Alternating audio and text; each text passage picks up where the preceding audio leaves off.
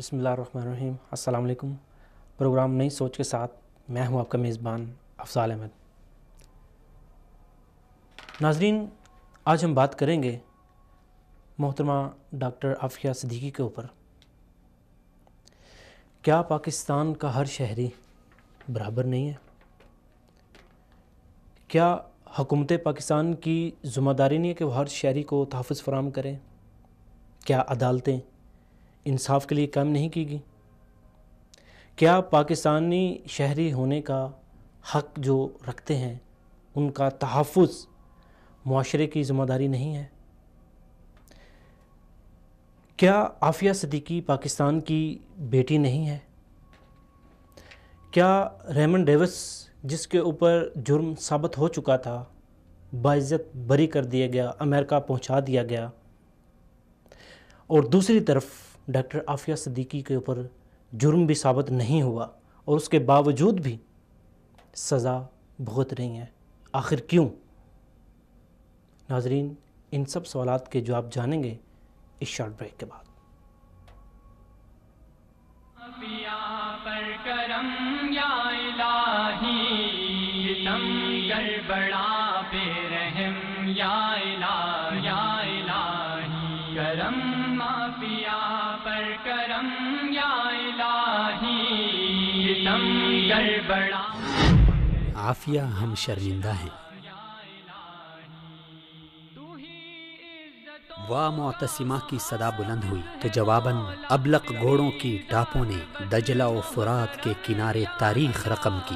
دریائے سندھ کے اس پار بھی ایسی ہی مظلومانہ صدا بلند ہوئی تو جواباً محمد بن قاسم نے لبیک یا اختی کی صدا بلند کرتے ہوئے لپک پڑے۔ آج بھی ایک مظلومہ امریکہ کی جیلوں سے پوری پاکستانی قوم کو چیخ چیخ کر پکار رہی ہے، لیکن دی دم دم نہ کشیدم کے مصداق بے حس حکمران اور پاکستانی قوم سب سنی انسنی کر دیتے ہیں۔ اپنی کرسی اور اقتدار کے لیے اگر سیاسی و مذہبی جماعتیں متحد و متفق ہو سکتی ہیں تو ملک و ملت کی عزت کے خاطر کیوں نہیں؟ بجلی کی لوڈ شیڈنگ اور مہنگائی کے خلاف اگر پوری قوم سڑکوں پر احتجاجی مظاہرے کر سکتی ہے تو اپنی ماؤں، بیٹیوں اور بہنوں کی عفت و عصمت کی خاطر صدائی احتجاج کیوں بلند نہیں کر سکتی؟ مملکت میں حکمرانوں کی کرپشن پر دن رات ٹی وی ٹاک شوز کا میلہ سجا رہتا ہے، لیکن مملکت کی عفت و عصمت کو 2 ٹکوں کے بدلے بیچنے والے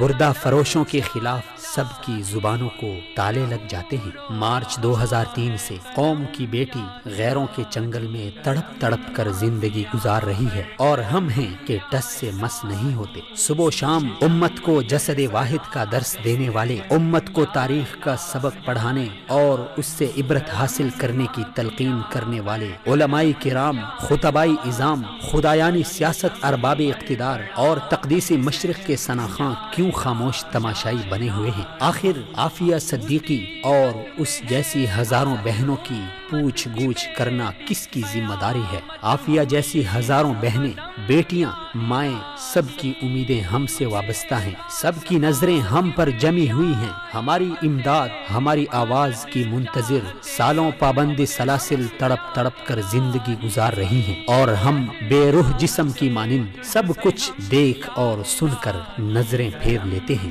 ایک دوسرے کو مورد الزام ٹھہراتے ہیں، کسی کو اپنی ذمہ داری کا ذرہ برابر احساس نہیں ہوتا۔ بنیادی وجہ شاید یہی ہے کہ ہماری بیٹیاں محفوظ اور باعزت زندگی گزار رہی ہیں، اس لیے ہم اس بے حسی کا مظاہرہ کر رہے ہیں۔ یقیناً ہمارے گھر محفوظ ہیں، اس لیے دوسروں کے گھر جلنے کا ہمیں احساس نہیں، لیکن یاد رکھیے یہ بھی دستوری الہی ہے کہ ذات باری تعالی لوگوں کے بیچ دنوں کو پھیرتا رہتا ہے، اور بعید نہیں کہ فراق کی آگ میں جلنے والی عافیہ صدیقی کی فیملی، اس کے بچے، اس کی بوڑھی ماں پر جو بیت رہی ہے، ہمیں بھی یہ دن دیکھنے نصیب ہو جائیں، پھر شاید ہمیں احساس ہو جائے کہ کتنا مشکل ہے اپنوں سے بچھڑ جانا، کتنا مشکل ہے مر مر کر زندگی جینا۔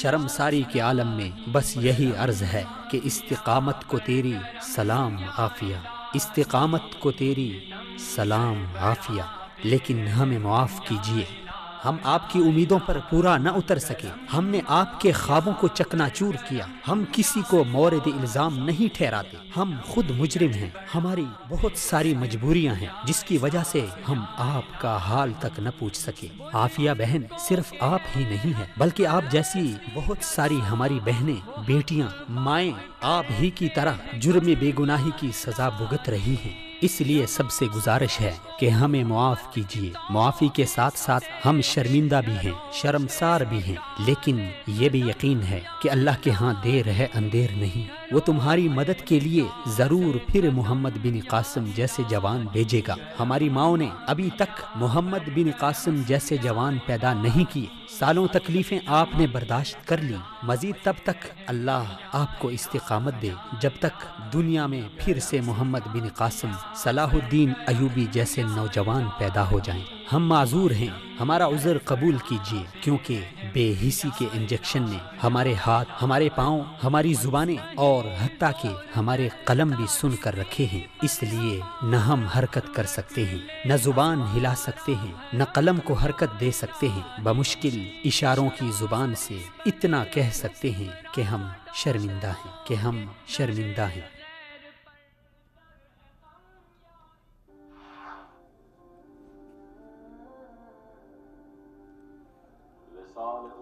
السلام علیکم ناظرین، آپ کو ایک بار پھر سے اپنے پروگرام میں خوش آمدید کہتے ہیں۔ ناظرین، آج ہم بات کر رہے ہیں محترمہ ڈاکٹر عافیہ صدیقہ کی رہائی کے اوپر۔ آخر کیوں ڈاکٹر عافیہ کے اوپر ہماری حکومت خاموش ہے؟ آخر کیوں ہماری عوام میں یہ شعور نہیں آ رہا کہ اگر آج ہماری بہن جو ہے اس کے اوپر ظلم ڈھائے جا رہے ہیں تو کل ہمارے اوپر بھی ڈھائے جا سکتے ہیں؟ آخر کیوں ہماری عدالت کو اس چیز کی آگاہی نہیں ہے کہ جو صرف انصاف فراہم کرنے کے لیے قائم ہے، انصاف کیوں نہیں دیا جا رہا؟ آخر ہمارے مسلم حکمران اور اسپیشلی پاکستان کے حکمرانوں کو کب ہوش آئے گا؟ آخر کب تک ہم دوسروں کی غلامی میں رہ کر، ان کے انڈر رہ کر ان کے مطالبات پورے کریں گے اور اپنی عوام اور اپنے جو قیمتی سرمایہ ہے اس کو ہم ضائع کرتے رہیں گے؟ ناظرین، آج ہم بات کریں گے اسی حوالے سے۔ ہمارے ساتھ لائن پہ موجود ہوں گے جناب انور غازی صاحب، جو کہ ایک بہت اچھے کالم نگار ہیں، اور اس کے علاوہ ہمارے ساتھ دوسرے ہمارے جو مہمان ہیں وہ محسن خان صاحب ہوں گے، وہ ناظم MSO ہیں، اور آج ہمارے اسٹوڈیو میں ہمارے مہمان جناب مولانا توقیر احمد سیاف صاحب ہیں۔ سب سے پہلے تو مولانا توقیر احمد سیاف صاحب، ہم آپ کو اپنے پروگرام میں خوش آمدید کہتے ہیں۔ ناظرین، آپ بھی ہمارے اس پروگرام میں شرکت کر سکتے ہیں۔ اس موضوع کے حوالے سے ڈاکٹر عافیہ صدیقی کی رہائی کے بارے میں حکومت کو کیا کرنا چاہیے، عوام اور معاشرے کے اوپر کیا ذمہ داریاں آتی ہیں، نوجوان نسل کے اوپر کیا ذمہ داریاں آتی ہیں، یہ ساری اس چیزوں کا ہم جائزہ لیں گے۔ آپ اس پروگرام میں شرکت کر سکتے ہیں، ہمارے ٹیلی ویژن اسکرین پر آپ کو براہ راست نمبر شو بھی کیا جائے گا، اور اس کے علاوہ آپ ہمیں واٹس ایپ، ٹویٹر اور انسٹاگرام پر بھی ہمیں جوائن کر سکتے ہیں۔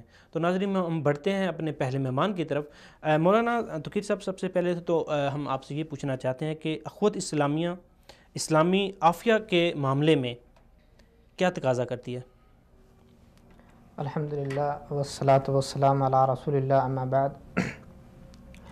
سب سے پہلے میں آپ کا بہت شکریہ ادا کرتا ہوں، آپ کی پوری ٹیم کا، اور بلکہ آپ کو میں مبارکباد دیتا ہوں، اور مجھے بہت خوشی ہوئی ہے کہ آپ لوگوں نے اس اہم موضوع کو اختیار کیا، اس کے اوپر بات کر رہے ہیں، اور میں اپنے لیے اس موضوع کے اوپر بات کرنا سعادت سمجھ رہا ہوں، کیونکہ یہ مسئلہ جو ہے یہ ایک فرد کا مسئلہ نہیں ہے، یہ پوری امت مسلمہ کا مسئلہ ہے، یہ آپ کا صرف مسئلہ نہیں ہے، یہ میرا بھی مسئلہ ہے، یہ حکمرانوں کا بھی مسئلہ ہے، ایک عام فرد کا بھی یہ مسئلہ ہے۔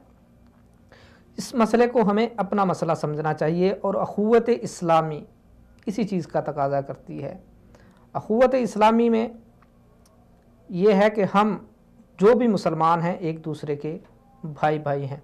اللہ رب العالمین قرآن مجید کے اندر ارشاد فرماتے ہیں، انما المؤمنون اخوہ، کہ مومن ایک دوسرے کے بھائی ہوتے ہیں۔ جس طرح ایک بھائی دوسرے بھائی کے ساتھ رویہ رکھتا ہے، اس کو اس کے ساتھ اچھائی کرنی چاہیے، اچھا سلوک کرنا چاہیے، اسی طرح کسی بھی علاقے کا، کسی بھی نسل کا، किसी भी मुल्क और वतन का, किसी भी जगह का, किसी भी रंग का मुसलमान है वो मेरा भाई है। ये इस्लाम ने हमें तालीम दी है। और इसी तरह अल्लाह के रसूल सल्लल्लाहु अलैहि वसल्लम ने भी अपनी अहादीस मुबारका में इसी अखुवत को बयान किया है। हत्ता कि रसूलुल्लाह सल्लल्लाहु अलैहि वसल्लम जब मक्का से मदीना की तरफ तशरीफ़ लाए तो रसूलुल्लाह सल्लल्लाहु अलैहि वसल्लम ने सबसे पहले जो काम किए उनमें अखुवत भाईचारा भी था। मुहाजिर और अंसार को भाई भाई बना दिया। औस और खजरज के जो मदीना के रहने वाले कबाइल थे, जब वो मुसलमान हुए हैं उनको आपस के अंदर जोड़ दिया, और जो मक्का से हिजरत करके मुहाजिर आए उनको भी आपस के अंदर जोड़ करके मुआखात मदीना कायम की। यानी कि इस काम की, अखुवत की दीन इस्लाम में इतनी ज़्यादा अहमियत है कि रसूलुल्लाह सल्लल्लाहु अलैहि वसल्लम ने जो सबसे पहले काम किए हैं उनमें से ये भी है। अब देखें, इसीलिए रसूलुल्लाह सल्लल्लाहु अलैहि वसल्लम ने फरमाया कि अल मुस्लिमु अखुल मुस्लिम, मुसलमान दूसरे मुसलमान का भाई है। ला यज़लिमुहु, वो उसके ऊपर जुल्म नहीं करता है, वो उसके ऊपर जुल्म नहीं करता। और फरमाया कि ना ही उसको बेयारो मददगार छोड़ता है। वला यख़्दुलुहु, उसको बेयारो मददगार नहीं छोड़ता।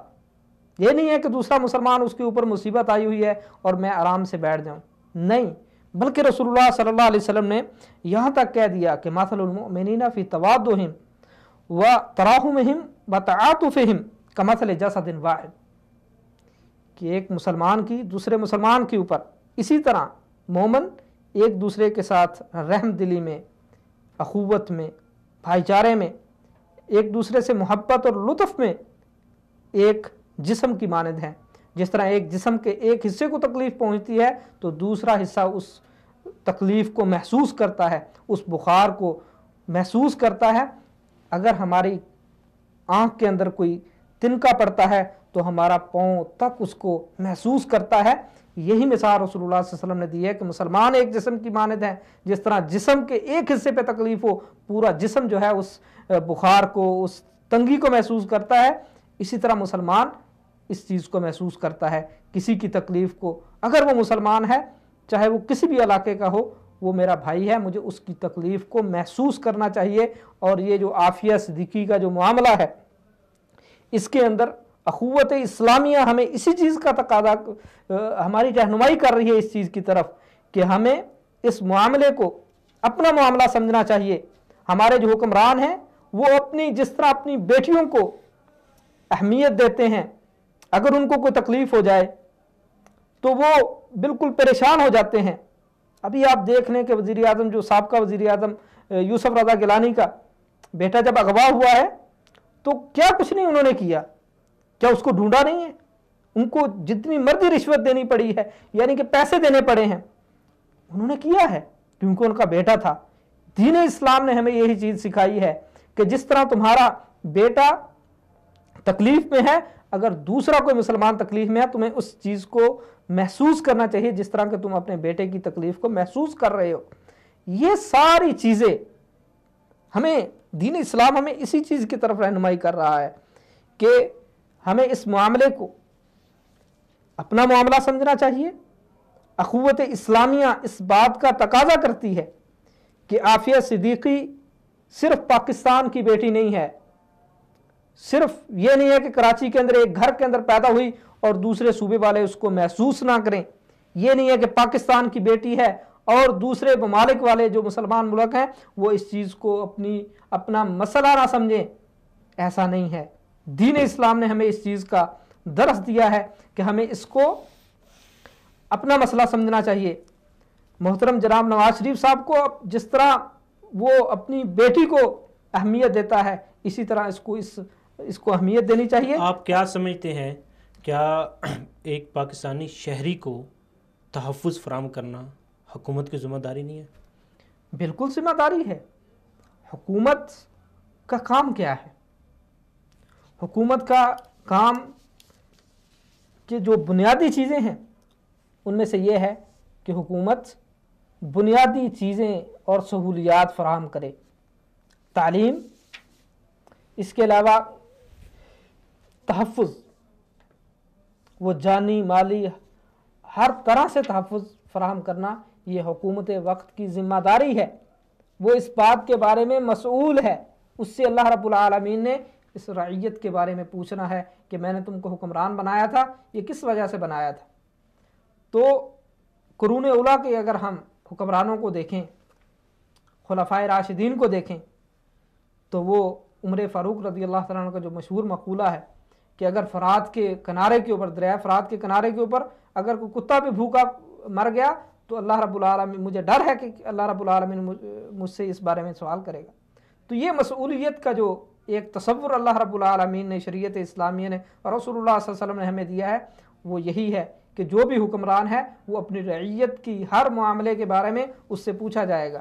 تو یہ عافیہ صدیقی جو امت مسلمہ کی بیٹی ہے، اس کے بارے میں ہمارے موجودہ حکمران اور جس دور کے اندر جس وقت اس کو امت کی بیٹی کو اٹھایا گیا، اغوا کیا گیا، افغانستان میں رکھا گیا، غیر قانونی رکھا گیا، تشدد کیا گیا، اور اس کے بعد امریکہ جا کر کے اس کے اوپر ظلم و ستم ڈھائے گئے، اس کو نفسیاتی اور جسمانی طور پر مفلوج کر دیا گیا، اور اس کو 86 سال کی سزا سنا دی گئی، جو کہ انتہائی ظالمانہ سزا ہے، اور ایک ایسی سزا ہے کہ جس کا انسان تصور بھی نہیں کر سکتا، اور ایک ایسے مقدمے میں کہ جس کے اندر صرف یہ ہے کہ اقدامی، اگر اس کے اوپر ہم الزامات، اس کے اوپر جو لگنے والے الزامات کو اگر ہم دیکھیں تو یہی ہیں کہ اس نے کسی کو قتل نہیں کیا ہے۔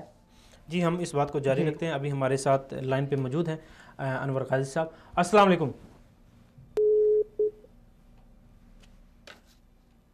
ہلو، السلام علیکم۔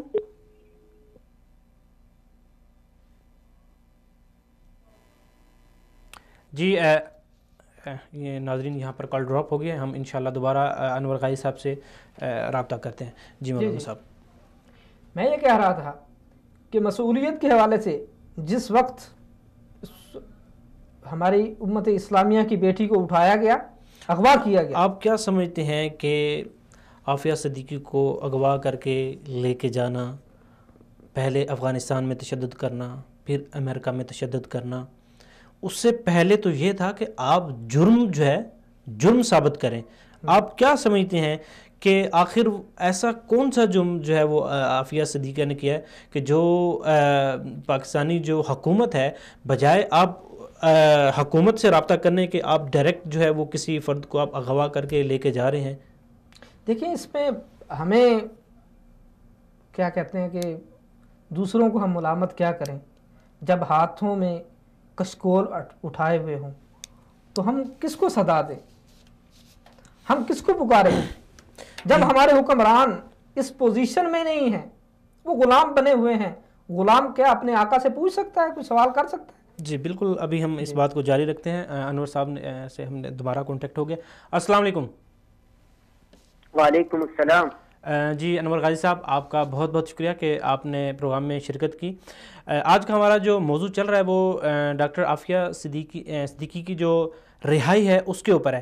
تو آپ کیا سمجھتے ہیں کہ ڈاکٹر عافیہ صدیقی اوپر جو ظلم کے پہاڑ ڈھائے گئے ہیں، اس کے خلاف ہماری قوم نے اور ہمارا جو معاشرہ ہے اس نے کردار ادا کیوں نہیں کیا؟ جال صاحب، آپ کا بہت بہت شکریہ کہ آپ نے ہمیں بلایا، وقت دیا۔ تو اس بارے میں دو باتیں ہیں۔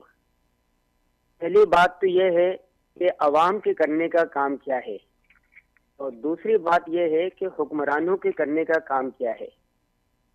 عوام کا کام حکمران نہیں کر سکتے اور حکمرانوں کا کام عوام نہیں کر سکتے۔ عوام زیادہ سے زیادہ یہ کر سکتے ہیں کہ ان کی رہائی کے لیے مظاہرے کریں، احتجاج کریں، صحافی ہیں تو وہ لکھیں، اور وکلا ہیں تو وہ اس کے لیے قانونی طریقہ کار نکالیں، عوام پریشر ڈالیں اور دعا کریں۔ اور بظاہر دیکھیں یقین اور دعا وجود نہیں رکھتے، مگر یہ ناممکن کو ممکن بنا دیتے ہیں۔ دعاؤں میں بڑا اثر ہوتا ہے۔ حکمرانوں کو کرنے کا کام یہ ہے کہ دیکھیں، میں آپ کے سامنے دو واقعات تاریخ اسلام کے دو بڑے بڑے واقعات کوٹ کروں گا۔ پہلا واقعہ ہے عباسی دور حکومت کا۔ عباسی دور حکومت میں معتصم باللہ خلیفہ تھے۔ کسی عورت نے پکارا اس پر اس کی عصمت دری ہوئی یا ان کے ساتھ بے حرمتی کی گئی تو انہوں نے پکارا واہ معتصمہ، معتصم تم کہاں ہو؟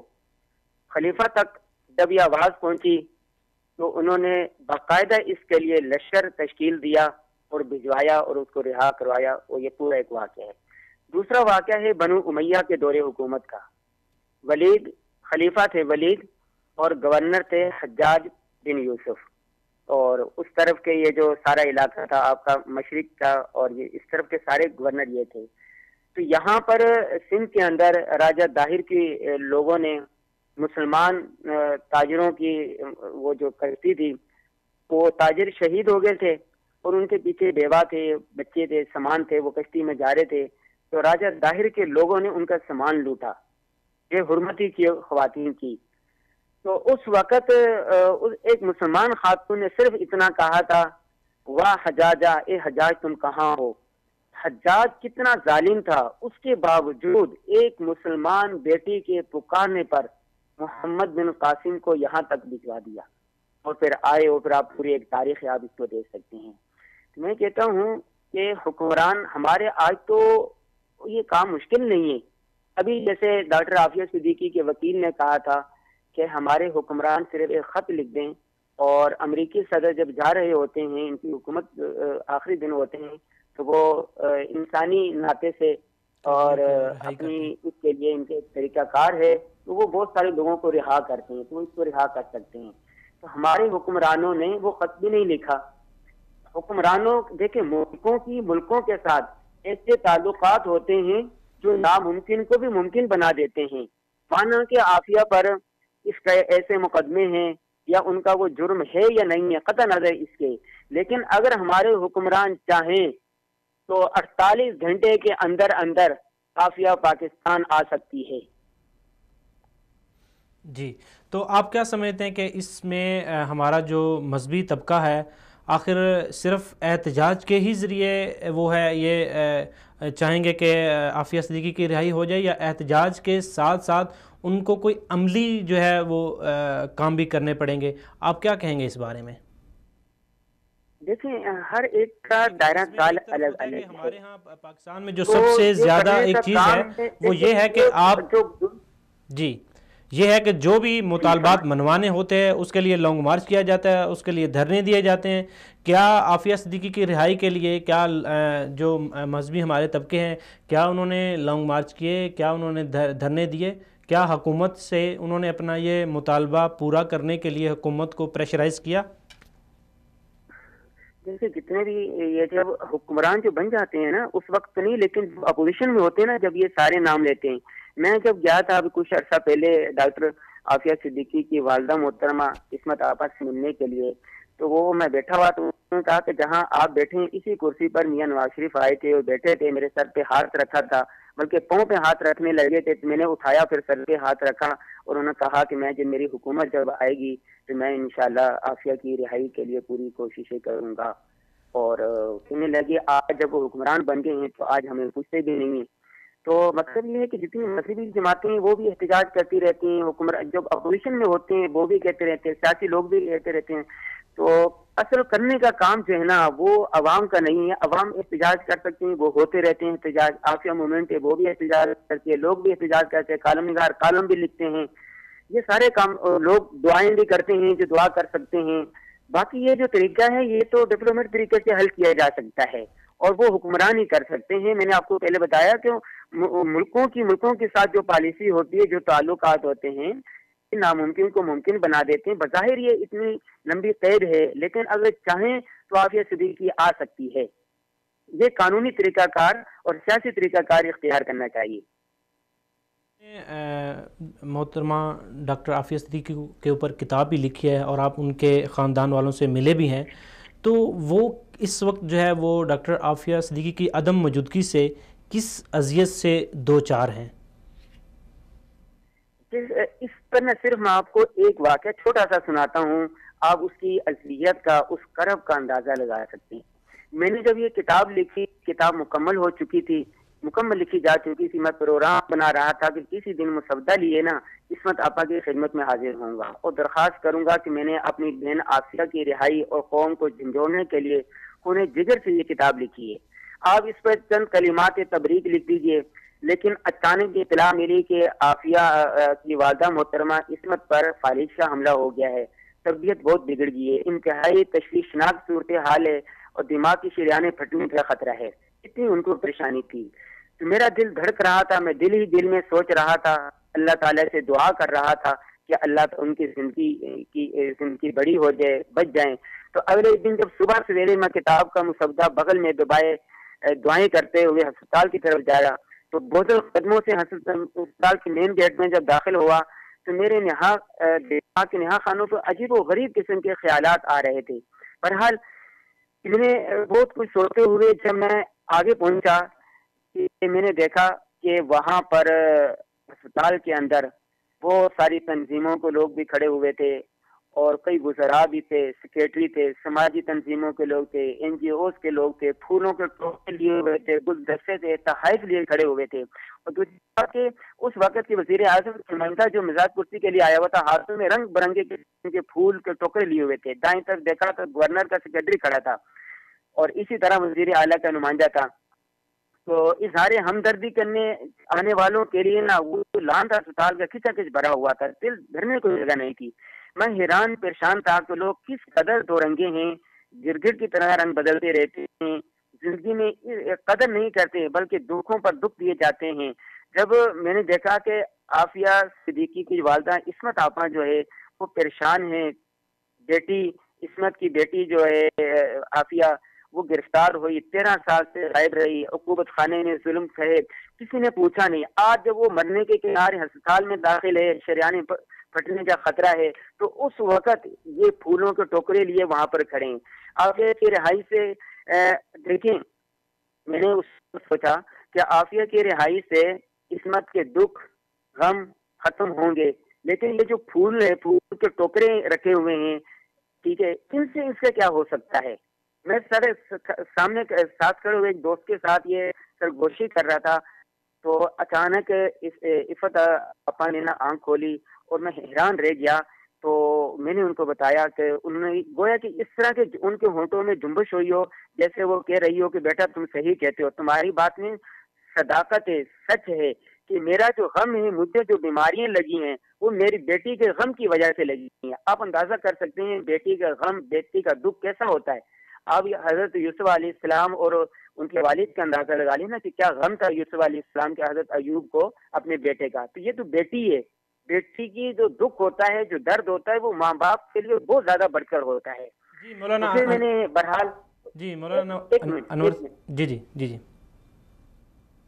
بس آخری بات یہ, تو میں نے آفا سے کہا کہ دیکھیں میں نے یہ کتاب لکھی ہے قوم کی بیٹی کے لیے, عالم اسلام کی بیٹی کے لیے. یہ آپ کی بیٹی کا مقدمہ 20-21 کروڑ ہم وطنوں اور 2.25 ارب ہم مذہب کلمہ کو مسلمانوں کی ترجمانی میں میں اپنی بہن آفیہ کی رہائی تک مشن بنا کے مختلف طریقوں سے آواز بلند کرتا رہوں گا, مرتے دم تک, خون کے آخری قطرے تک.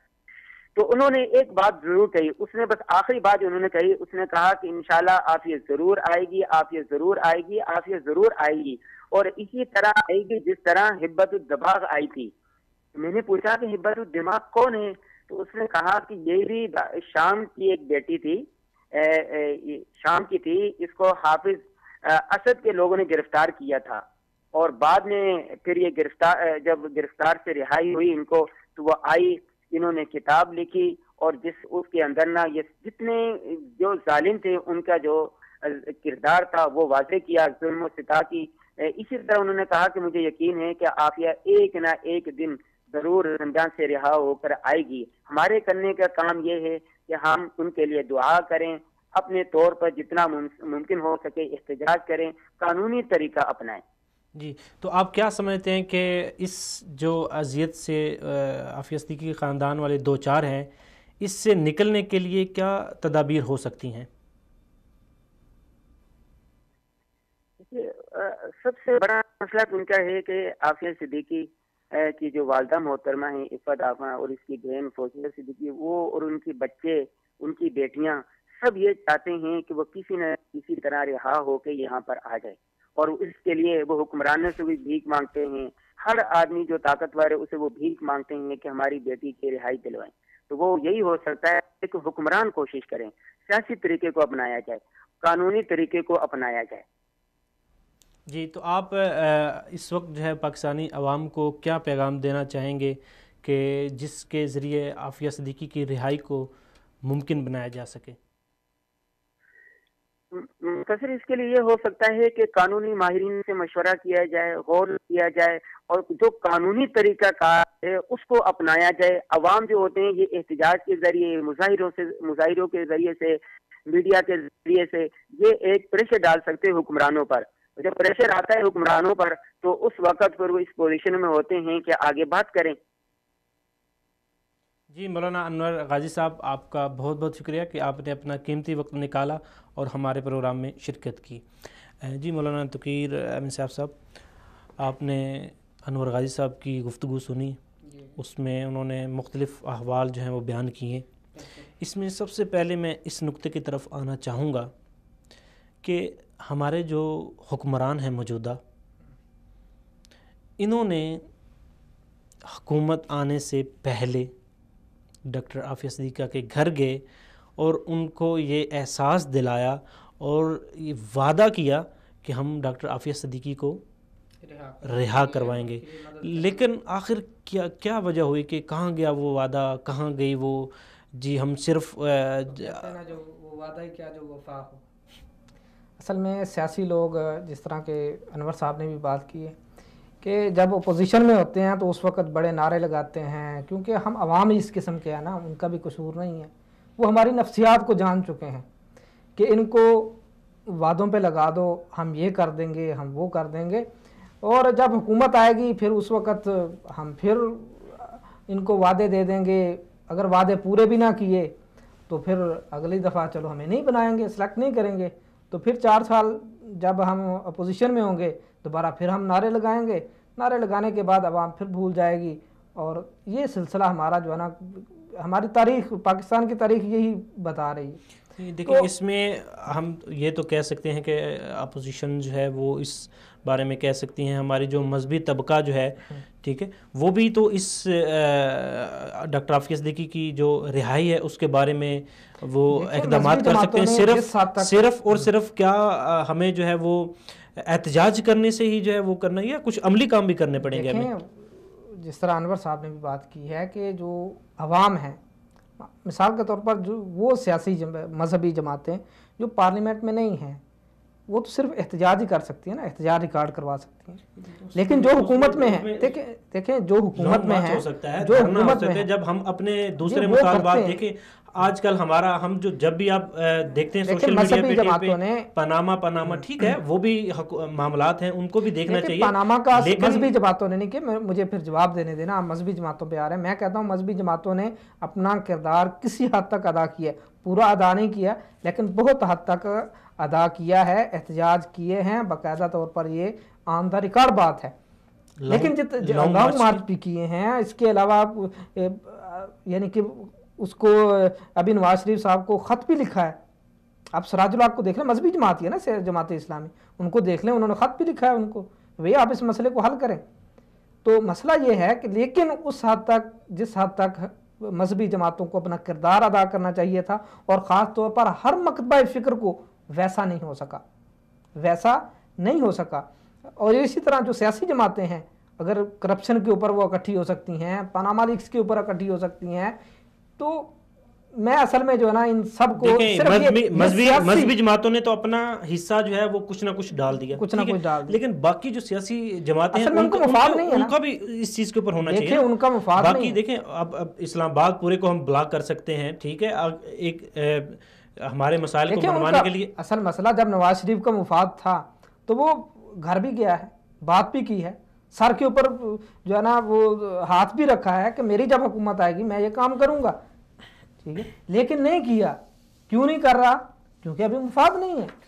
اور میں کہتا ہوں کہ 2018 کے اندر اگر یہی جو ابھی اوباما جو اس کے وکیل کا آڈیو میسیج آیا ہے جس کے اندر کہا ہے کہ پاکستانی حکومت اگر خط لکھ دے تو ممکن ہو سکتا ہے. جی لیکن اگر یہی 2008 کے 18 کے اندر اگر ہوتا تو ممکن ہے کہ نواز شریف لکھ دیتا، کیونکہ آگے انتخابات آ رہے تھے. جی بالکل. یہ اب سیاسی جماعتوں کے ساتھ ساتھ ہماری جو نوجوان نسل ہیں، اسپیشلی جو اسٹوڈنٹ کی جو چھوٹی چھوٹی جماعتیں ہیں، ان کا بھی تو کچھ فرض بنتا ہے. ابھی ریسنٹلی جو ہے وہ اسلام آباد میں ایک دھرنا ہوا ہے، اسی حوالے سے ہم بات کریں گے. محسن خان صاحب ہمارے ساتھ لائن پہ موجود ہیں.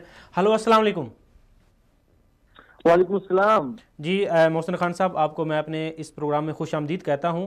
محسن خان صاحب، آپ نے کچھ دن پہلے جو ہے وہ اسلام آباد میں جو ہے وہ دھرنا بھی دیا، مختلف شہروں میں بھی آپ نے دھرنے دیے ہیں ڈاکٹر عافیہ صدیقی کے رہائی کے حوالے سے.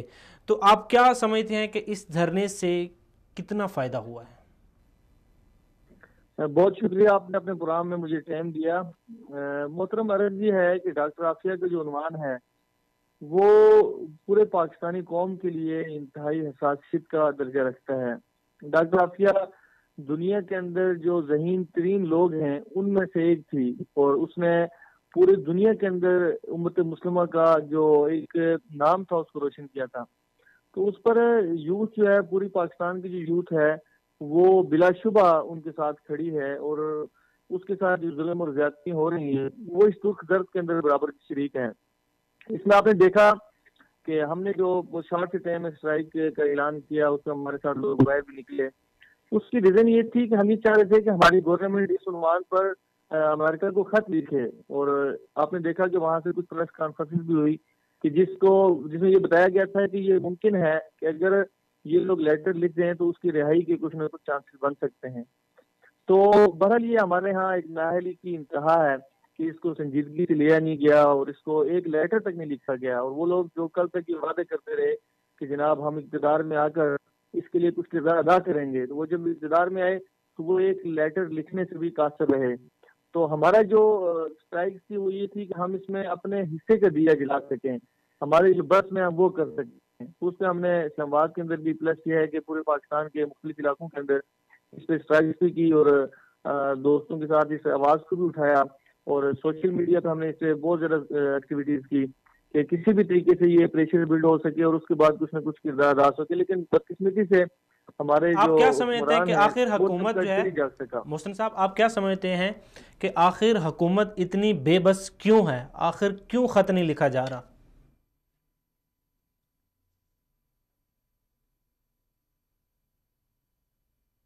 ہیں اور وہ غلامی کے جو توپ ہے وہ اس قدر ہمارے ہاں مطلب عام ہو چکے ہیں کہ ان کے ہاں اتنی ہمت جرت ہے ہی نہیں کہ یہ لیٹر لکھ سکیں.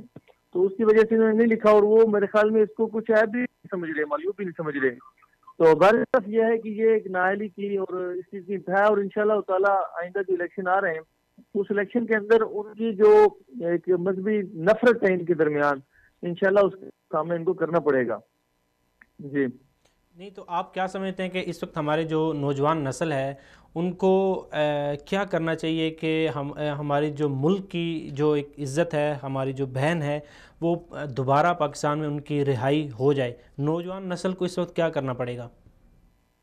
میں اس پہ جو ریکویسٹ کروں گا نوجوان نسل سے وہ یہ ہے کہ یہ سوشل میڈیا کا دور ہے، اور سوشل میڈیا ایک ہتھیار بن چکا ہے، بہت ہی طاقتور ہتھیار ہے. تو اس عنوان پہ سوشل میڈیا پہ ایکٹیویٹیز کی جائیں، اور اس کو جس قدر ممکن ہے اس کو سوشل کیا جائے، تو انشاءاللہ تعالیٰ کوئی نہ کوئی راستہ ضرور نکلے گا. اور اس نیت کے ساتھ کہ کل ہم سے بھی پوچھ ہوگی، اور ہمارے جو حصے کا کام ہے وہ کم از کم ہم کریں.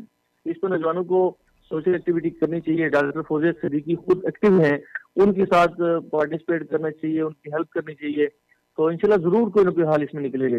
جی محسن صاحب، آپ نے یہ جو ہے اپنا ایک ایز اے طالب علم آپ نے جو ہے ڈاکٹر عافیہ صدیقی کی رہائی کے لیے احتجاج کیا. آپ کیا سمجھتے ہیں کہ باقی جو ہماری بڑی پارٹیز ہیں، جو سیاسی پارٹیز ہیں، ان کو بھی جو ہے وہ اس معاملے کو اپنا معاملہ اور پاکستان کی عزت سمجھ کر اس میں جو ہے اپنا کردار ادا کرنا چاہیے؟ آپ کیا کہیں گے اس بارے میں؟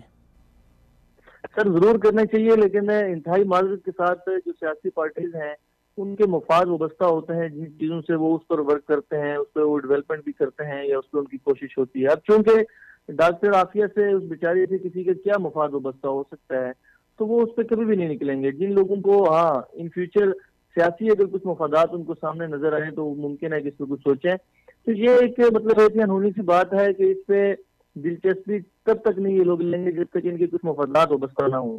چونکہ مفادات کی جنگ ہے ساری سیاسی پارٹی ہوگی یا جو بھی بین الاقوامی این جی اوز ہیں اس ٹائم, تو مفاد کے علاوہ, مفاد کے بغیر یہ شاید اس ایجنڈے پہ نہیں, لیکن بہرحال ایمانی غیرت ہونے کے نتیجے میں یا کم از کم اتنا انتہا بنتا ہے کہ یہ اس پر اپنی آواز کو بلند کریں, اٹھائیں اس آواز کو.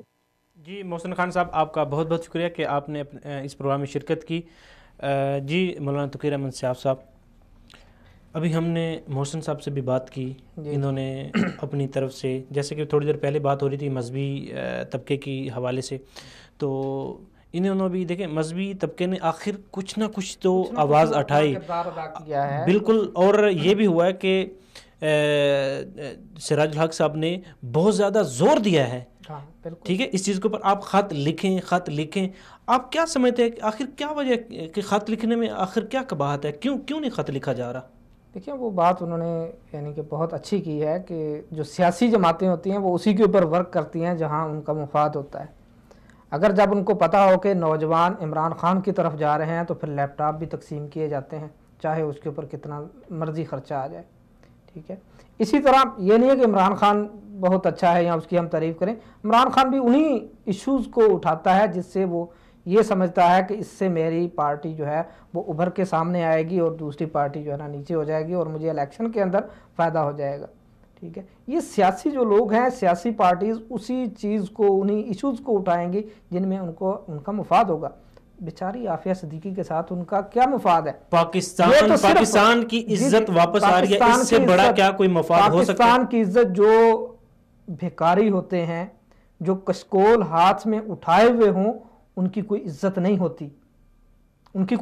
ہوتی, ٹھیک ہے. جب آپ اپنے ہاتھوں کو اٹھا کے IMF کے سامنے جھکیں گے اور ان سے قرضہ لیں گے تو کیا آپ ان کی شرائط کے اوپر نہیں آئیں گے؟ جب تک آپ ان کی شرائط پوری نہیں کریں گے وہ آپ کو قرضہ ہی نہیں دیں گے. تو بات اصل میں یہ ہے کہ یہ جو سیاسی لوگ ہیں ان سے ہمیں زیادہ نہ توقع نہیں رکھنی چاہیے, لیکن ان کے اوپر ہمیں احتجاج اپنا ریکارڈ کروانا چاہیے, ان کو مجبور کرنا چاہیے, ان کو بار بار کہنا چاہیے اور اس چیز کا خمیازہ ان کو الیکشن کے اندر بھگتوانا چاہیے. دیکھیں جب ہم اپنے باقی سیاسی معاملات منوانے کے لیے پاکستان کے ایک کونے سے دوسرے کونے تک جو ہے وہ پورے پاکستان کو بلاک کر سکتے ہیں, عام عوام کو جب بہت زیادہ تکلیف دیتے ہیں, پوری دنیا کے اندر ہم یہ ایک آواز اٹھاتے ہیں, جی آپ نے کرپشن کی, آپ نے یہ کیا وہ کیا, آخر یہ معاملہ جو ہے یہ بیسیکلی یہ ڈاکٹر عافیہ صدیقی ایک سبجیکٹ نہیں ہے, یہ پورے پاکستان کے ایک اوپر سوالیہ نشان ہے, پاکستان کے اوپر سوالیہ نشان ہے کہ آپ ایک ایٹمی پاور ہیں, آخر آپ کی ایک دہشت ہے, آپ کی ایک عزت اور مقام ہے. کیا آپ کے سامنے دیکھیں ریمنڈ ڈیوس جو پاکستان میں رہ کے, پاکستان کا کھا کے اور پاکستان کو ہی نقصان پہنچاتا ہے, اور ہمارے جو ادارے ہیں وہ دن رات جا کر اپنی جان ہتھیلی پہ رکھ کے عوام کی جہاں پر وہ خدمت کر رہے ہیں وہاں جب وہ اس کو رنگے ہاتھوں پکڑتے ہیں, میڈیا کے سامنے آتا ہے, جرم ثابت ہو جاتا ہے, اس کے باوجود باعزت رہا کر دیا جاتا ہے. آخر کیوں؟ اگر وجہ یہی ہے کہ ہم غلام ہیں, عوام غلام نہیں ہے, ہمارے حکمران غلام ہیں. کیا ایسا نہیں ہے؟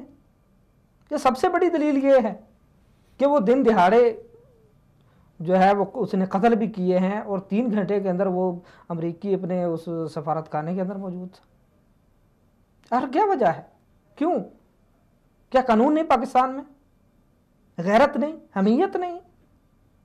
اصل مسئلہ یہ ہے کہ اخوت اسلامی جب تک نہیں ہوگی اس وقت تک یہ ڈاکٹر عافیہ صدیقی کا مسئلہ حل نہیں ہوگا. یہ وہی شخص کرے گا جو اس کو اگر کوئی بڑا ہے اپنی بیٹی سمجھے گا, اپنی بہن سمجھے گا, وہی یہ مسئلہ حل کر سکتا ہے. ورنہ یہ سارے سیاسی نعرے ہیں, سیاسی باتیں ہیں, سیاسی مفادات ہیں اور کچھ.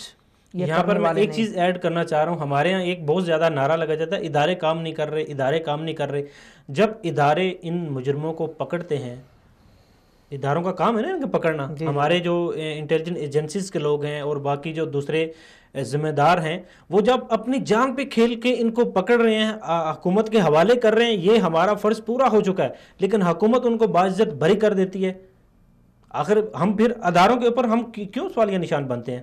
دیکھیں حکومت وہی مسئلہ ہے، سوال وہی ہے، جواب وہی ہے کہ جو غلام ہوتا ہے نفسیاتی طور پر ہو یا جسمانی طور پر، بلکہ جسمانی سے زیادہ جو نفسیاتی غلامی ہوتی ہے وہ ہے، اور ہمارے حکمرانوں کے اوپر وہ نفسیاتی طور پر امریکہ کو اور یورپ کو کے غلام بن چکے ہیں، ان کے غلام ہیں، اس سے نہیں نکل سکتے۔ یہ چیزیں تو ہم ساتھ ساتھ دیکھتے رہتے ہیں۔ آپ کیا سمجھتے ہیں کہ پاکستان کے پاس کیا ایسے مواقع نہیں ہے کہ جن کو استعمال کرتے ہوئے آپ مطالبہ کر سکیں کہ ڈاکٹر حافظ صدیقی کو واپس کر دیں؟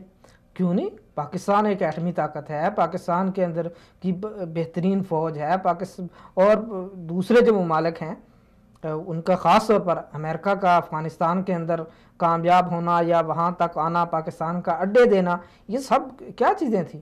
کیا پاکستان نے تعاون نہیں کیا ان کا؟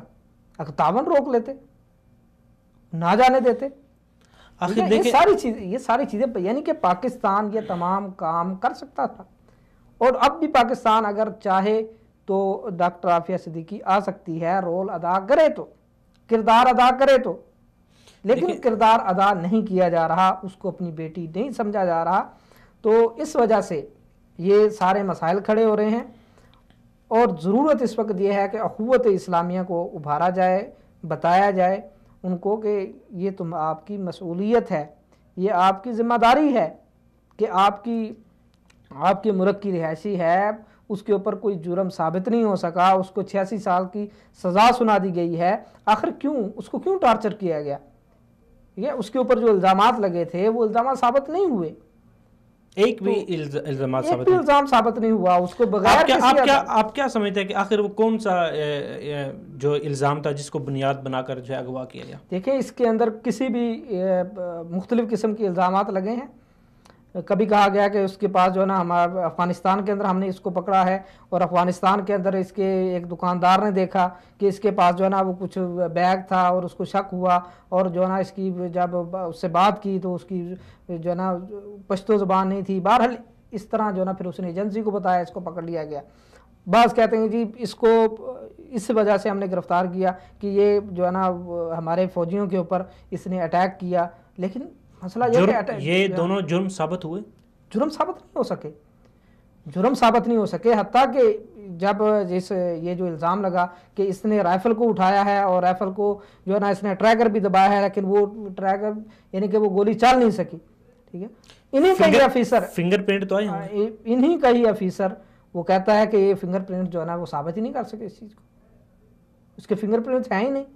تو یہ سارا کے سارا ایک مفروضہ تھا جس کی بنیاد کے اوپر اس کو اغوا کیا گیا، افغانستان کی بگرام جیل کے اندر رکھا گیا، اس کے بعد اس کو امریکہ لے جایا گیا، وہاں پہ اس کو نفسیاتی اور جسمانی ٹارچر کیا گیا امت کی بیٹی کو، اور اس کے بعد اس کو 86 سال کی سزا سنا دی گئی۔ یہ سارے کا سارا آخر آپ کیا سمجھتے ہیں؟ امریکہ جو ہے ایک طرف تو پاکستان کو وہ کہتا ہے جی ہم پاکستان میں فلاحی کام کریں گے، پاکستان کے حالات بہتر بنائیں گے، جبکہ دوسری طرف دیکھا جائے تو پاکستان میں جو زیادہ تر دہشت گردی پھیلا رہا ہے وہ امریکہ ہی ہے، اور ہمارے جو سائنسدان ہیں، ہمارے سائنسدانوں کو بھی وہ وہاں امریکہ شفٹ کرنے کے تقدم میں، ہمارے ایٹمی جو پروگرام ہے اس کے اوپر بھی امریکہ کی نظر ہے۔ آخر کیا وجہ ہے کہ امریکہ یہ دوغلا پن کیوں دکھا رہا ہے؟ ایک طرف تو وہ بھلائی کے کام میں اور وہ کہہ رہا ہے کہ جی ہم امریکی عوام جو ہے پاکستان کو خوشحال بنانا چاہ رہی ہے، اور دوسری طرف وہی ڈرون حملے ہو رہے ہیں، پاکستانی سائنسدانوں کو اٹھانے کی بات ہو رہی ہے، اور پاکستان میں دہشت گردی پھیلائی جا رہی ہے۔ آخر کیا چل رہا ہے؟ یہ ساری چیزیں یعنی کہ دوغلا پالیسی تو ان کی ہے، وہ ہمارے سامنے ہے، وہ ہمارے اوپر کبھی بھی راضی نہیں ہو سکتے۔ اور رب نے جو قرآن نازل کیا ہے جس کے اوپر ہمارا ایمان ہے، اس نے کہا کہ لن ترضی عنک اليہود ولا النصارى، یہود و نصارہ تمہارے اوپر کبھی راضی نہیں ہو سکتے جب تک کہ تم ان کے ملت کے اوپر نہ آ جاؤ، تم ان کے دین کو قبول نہ کر لو۔ یہ قرآن نے کہا ہے جس کے اوپر ہمارا ایمان ہے اور ہونا چاہیے۔ تو یہ کبھی بھی ہماری خیر خواہی نہیں چاہتے، یہ خیر خواہی کریں گے لیکن اس کے پیچھے ان کے خفیہ ہاتھ ہوں گے، خفیہ پلاننگیں ہوں گی کہ جس وجہ سے یہ مسلمانوں کو اور ہم کو، پاکستانیوں کو، اور جہاں کہیں بھی مسلمان ہیں ان کو نقصان پہنچانے کی کوشش کریں گے، اور ان کا آخری جو ہدف ہوگا وہ مسلمانوں کا نقصان ہوگا، چاہے اوپر سے جو ہے نا وہ جتنا مرضی اس کو ملمہ ساز کیا جائے اور اس کو خوبصورت بنا کر کے، لیکن چیز وہی ہوگی کہ مسلمانوں کو آخر میں ان کے فلاحی کاموں کا، ان کی تمام چیزوں کا نقصان ہی ہوگا۔ اور یہ بات اور یہ چیز انہوں نے اس وجہ سے پاکستان سے سٹارٹ کی ہے کہ پاکستان اسلامی ممالک میں سب سے پاورفل ایٹمی طاقت ہے۔ بالکل، کیا یہ یہیں سے پہلا قدم رکھنا چاہ رہے ہیں کہ اگر ہم پاکستان کو خدا نخواستہ اللہ نہ کرے کہ پاکستان کو ہم پاکستان کا ایٹمی جو ہتھیار ہے اس کو قبضے میں لے لیں تو پوری جو باقی جو اسلامی ممالک ہے ان کو ہم ایزلی کنٹرول کر سکتے ہیں؟ دیکھیں مجھے یہاں پہ جنرل حمید گل رحمۃ اللہ علیہ اس کا وہ بات یاد آ رہی ہے، اس نے کہا تھا کہ 9/11 ایک بہانہ تھا، افغانستان ٹھکانہ اور اصل نشانہ پاکستان۔ تو اصل یہ تو سب بہانہ تھا جو 9/11 کا ایک شوشہ چھوڑا گیا، اور آج رپورٹیں بھی آ رہی ہیں کہ یہ صرف ایک بہانہ تھا، اس کو بم سے گرایا گیا، جعلی ویڈیوز بنائی گئیں، یہ ساری چیزیں آج منظر عام پر آ گئی ہیں۔ عراق کے اوپر انہوں نے حملہ کیا تو الزام یہ لگایا کہ اس کے پاس ایٹمی طاقت ہے، لیکن اس کے بعد پھر انہوں نے کہا جی یہ ایک مفروضہ تھا اور ہم سے غلطی ہوئی، یہ ہوا یہ ہوا، یہ ساری چیزیں ہیں۔ اور اسی طرح یہ بہانہ تھا، یہ 52 ملک افغانستان کے اندر بیٹھے اور ان کا ہدف یہ تھا کہ پاکستان کو جو ہے ہم بالکل ختم کر دیں، پاکستان کے اندر افراتفری ہو، پاکستان کے اوپر طالبان کے نام کے اوپر ہم یہ ساری چیزیں کریں کہ پاکستان کے اندر خودکش حملے ہوں، پاکستان جو ہے بالکل فوج کو پاکستان کے اندر مصروف کر دیا جائے، ایک دوسرے کو یہ قتل کریں، اور بالکل جس طرح ایتھوپیا اور دوسرے ممالک کے اندر جو افراتفری انہوں نے پھیلائی ہے، یہ پاکستان کے اندر کرنے کا ان کا پلان تھا۔ لیکن اللہ رب العالمین نے اس پلان کو کامیاب نہیں ہونے دیا، اور ذلیل و خوار ہو کر کے یہ افغانستان سے نکلا ہے، اور انشاءاللہ نکلے گا اور بھی ذلیل ہوگا، کیونکہ انشاءاللہ العزیز آخری جو جیت ہے وہ مسلمانوں کی ہوگی، اور پاکستان انشاءاللہ اس وقت چاہے ہم یعنی کہ یہ ہمارے حکمران اس چیز کے اوپر ہیں، وہ صحیح نہج کے اوپر نہیں ہیں، صحیح طریقے کے اوپر نہیں ہیں، لیکن انشاءاللہ العزیز پاکستان پہلے بھی تھا، اب بھی ہے، اور انشاءاللہ قائم رہے گا۔ پاکستان ایٹمی طاقت ہے، وہ انشاءاللہ العزیز مسلمانوں کا نمائندہ ملک ہے، اور ہر طرح سے انشاءاللہ یہ محفوظ رہے گا۔ امریکہ جہاں بھی چاہتا ہے اپنی منمانی کرتا ہے، خود کسی بھی خطے پہ جب اس نے قبضہ کرنا ہوتا ہے وہاں پہلے دہشت گردی پھیلاتا ہے، پھر اسی ہی دہشت گردی کو ختم کرنے کے لیے پورے کے پورے علاقے کو جو ہے پورے کے پورے ملک کو تباہ کر دیتا ہے۔ آخر کیا بات ہے کہ امریکہ پوری دنیا میں دہشت پھیلا رہا ہے اور خود جو ہے وہ امن کا دائی بنا بیٹھا ہے؟ دیکھیں اس میں پھر ہمیں اپنے آپ کو بھی دیکھنا چاہیے نا کہ ہم مسلمانوں نے کیا کیا ہے، ہم مسلمانوں نے کیوں نہیں ترقی کی؟ پاکستان میں ہم مسلمانوں نے کیوں نہیں ترقی کی؟ آپ بتائیں کہ صرف ایک پاکستان ایک اسلامی ملک ہے، صرف ایک پاکستان ہی ہے، کیا 57 ملک مسلمان نہیں ہیں؟ کیوں نہیں بنے ایٹمی؟ کیا ان کے پاس ذہین طلباء نہیں ہیں، اسٹوڈنٹ نہیں ہیں، وسائل کی کمی ہے، کس چیز کی کمی ہے؟ سوئے رہے ہیں، اس طرف توجہ نہیں دی۔ جنہوں نے توجہ دی ہے انہوں نے پا لیا ہے۔ عربی کا مقولہ ہے من جدہ وجدہ، جس نے کوشش کی اس نے پا لیا۔ انہوں نے بھی کوشش کی ہے، ان کی لمبی پلاننگ یہ ہیں۔ آپ کی 5 سال کی پلاننگ ہے، آپ کی زرداری آیا ہے، زرداری نے کہا کہ میں نے 5 سال گزارنے ہیں، اس کے بعد مجھے کس نے پوچھنا ہے؟ نواز شریف صاحب آئے ہیں، اس کو کہا، اس کو ڈرا کہ اب جو ہے نا اگر میں پھنس گیا ہوں اور پاناما لیکس میں، اور اس طرح ابھی عمران آیا، جب عمران آئے گا تو اس کی بھی 5 سال کی پالیسی ہوگی۔ مسئلہ یہ ہے کہ ہماری تو لمبی پالیسی ہی نہیں ہے، ان کی 100 سال کی پالیسی ہوتی ہے، اور اپنے مکمل طور پر ان کا اس کے اوپر گرفت ہوتی ہے، اس کے اوپر پورا ایک منصوبہ تیار کرتے ہیں، اس کے اوپر عمل کرتے ہیں، اس کے اوپر چلتے ہیں۔ لیکن ہمارے پاس یہ نہیں ہے، جس وجہ سے آج ہمارا عراق وہ افراتفری میں، قتل و غارت میں، مسلمان خود نبی صلی اللہ علیہ وسلم کے جان لیوا، نبی صلی اللہ علیہ وسلم کے نام لیوا، اور اسی طرح آپ افغانستان کو دیکھ لیں، آپ جتنے بھی ملک دیکھ لیں مسلمانوں کے، ایک ایک کر کے وہاں پر خانہ جنگی کروائی جا رہی ہے، اور اس کے پیچھے یہ سب انہی کا ہاتھ ہے۔ اور دیکھیں پاکستان میں بھی بعض جو واقعات ہوئے ہیں اور اس میں جو مجرم پکڑے گئے ہیں وہی ٹیٹوز، وہی امریکن، وہی سارے۔ آخر دیکھیں یہ کیا بات ہے کہ امریکن جو ہے وہ پاکستان، میرے خیال میں پاکستان میں ان کو سپورٹ مل رہی ہے جس کی وجہ سے پاکستان میں یہ اس طرح کی دہشت گردی کے واقعات کر رہے ہیں۔ جعفر یہ تو ہر جگہ پہ موجود ہیں، ہمارے پاکستان میں موجود ہیں۔ ابھی دیکھیں ریمن ڈیوس کو جب پکڑا گیا ہے اس کے بعد بہت سارے یعنی کہ ایک دھماکوں کا جو سلسلہ چلتا تھا، خودکش حملوں کا، जो आए रोज़ अखबारात के अंदर आता था। अल्हम्दुलिल्लाह रहमत डेविस जब से पकड़ा गया उस वक़्त से बहुत सारी इसके अंदर कमी आई है। तो इससे ये पता चलता था कि इसका बहुत बड़ा हाथ था। ठीक है, सवाल वही उठता है कि जब वो रिहा हो सकता है इतना बड़ा मुजरम, तो ये हमारी उम्मत मुसलमान की बेटी क्यों नहीं रिहा हो सकती, जिसके ऊपर कोई जुर्म ही साबित नहीं है, सिर्फ और सिर्फ यह है कि इक़दाम इसने किया है, इक़दाम कत्ल का जुर्म है उसके ऊपर, और वो भी साबित नहीं, अगवा पाकिस्तान से किया है, और हमारे बेगैरत और बेहमियत हुक्मरानों ने उसको जो है ना अमेरिका के हवाले किया। किस वजह से? आप क्या समझते हैं कि डॉक्टर आफिया सिद्दीकी की रिहाई कैसे मुमकिन है? देखिए, रिहाई के लिए हर किसी को अपना किरदार अदा करना चाहिए। देखें, कोई स्टूडेंट है, कोई तालिब इल्म है, उसके पास एक बहुत बड़ा हथियार है सोशल मीडिया, उसके ज़रिए से वो अपनी बात को पहुंचाएं, लिखें, अपना किरदार अदा करें। जो मजहबी जमातें हैं वो हुक्मरानों के ऊपर उनको प्रेशराइज़ करें, उनको मजबूर करने की कोशिश करें। ठीक है, इकट्ठे हों, मुत्तहिद हों। ये बाज़ मसाइल ऐसे होते हैं जिसके ऊपर आपको अपने मसलक से बालातर होकर के सोचना पड़ता है। आफिया सिद्दीकी का मसला मसलकों और मजहब से ऊपर है, बुलंदतर है। ये मैंने मजहब से ऊपर इसलिए कहा है कि जो हम लिबरल और सेकुलर और बेदीन लोग जो इंसानियत करते हैं, जिनके यहाँ जानवरों के हुकूक हैं, तो वो इंसानियत के नाते ही इस मसले को ले लें। और जो हम मुसलमान हैं, वो किसी भी फ़िरके से ताल्लुक़ रखता है, उसको मसलक से बालातर होकर के इस मसले को अपना मसला समझना चाहिए। मजहबी जमातों को अपना इंतहाई अहम रोल अदा करना चाहिए, हुकूमत को समझाना चाहिए, खतूत लिखने चाहिए, लॉन्ग मार्च करने चाहिए, और हुकूमत को यानी कि पता चले कि कोई मसला है। अभी तो उनके कानों के ऊपर जूं तक नहीं रेंग रही, उनको पता ही नहीं है, वो अपने ही मसाइल के अंदर घिरे हुए हैं। ठीक है, तो ये है। दूसरी बात, सियासी जमातें हैं, सियासी जमातों को भी के अंदर अच्छे लोग भी हैं। ये नहीं है कि सियासी जमातों के अंदर हर सियासी जो है वो गलत है।